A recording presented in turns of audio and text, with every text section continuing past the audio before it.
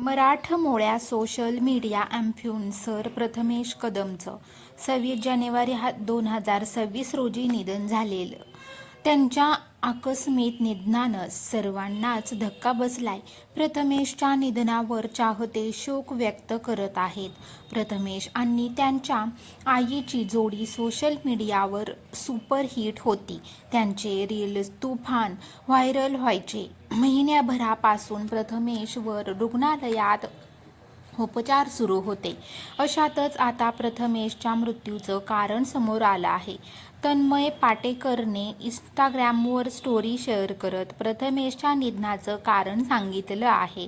तन्मयने प्रथमेश सोबतचा photo share करत लिहिलं होतं की आजारपणात आपण तिथे सोबत किंवा उपस्थित नव्हतो.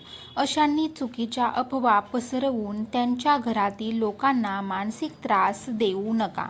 प्रथमेश हा टायफॉइड आणि रक्तामधील कावीळ या दीर्घ आजाराने त्रस्त होता आणि बरेच उपचार करून सुद्धा डॉक्टरांच्या इलाजाला यश आलं नाही. शेवटी आपल्या हाती काही नसतं, कारण असं म्हणतात, जो आवडे सर्वांना तोची आवडे देवाला. आज त्याची आई आणि बहीण सर्वांना उत्तर देण्याच्या मनस्थितीत नाहीत. त्यामुळे त्यांना त्रास होईल अशी वाईट वाटेल अशा कोणत्याही चुकीच्या अफवा पसरवू नका. त्यांचं दुःख आपण समजून घेऊन त्यात सहभागी होणं हे आपलं काम आहे, असं तन्मयने पुढे म्हटलं आहे. त्याचबरोबर सोशल मीडिया इन्फ्लुएन्सर रोशन पुजारीनंही प्रथमेशसोबतचे फोटो शेअर करत दुःख व्यक्त केलं आहे.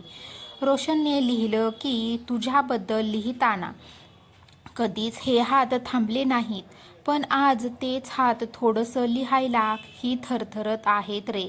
आता ते सतत व्हिडिओ कॉल. आज घरी ये भावा, माझ्या डोक्यात एक कॉन्टेंट आहे, चल आपण दोघे करूयात, चलो पिकनिक प्लॅन करते हे, आणि बऱ्याच गोष्टी आता नसतील. आणि आई बहिणीची काळजी करू नकोस, आम्ही सर्व आहोत, तू तुझी मात्र काळजी घे, कधीच घेतली नाहीस. आता प्रत्येक इव्हेंटला तुझी कमी भासवेल. Miss you. शेवटचा हग राहिला रे मित्रा.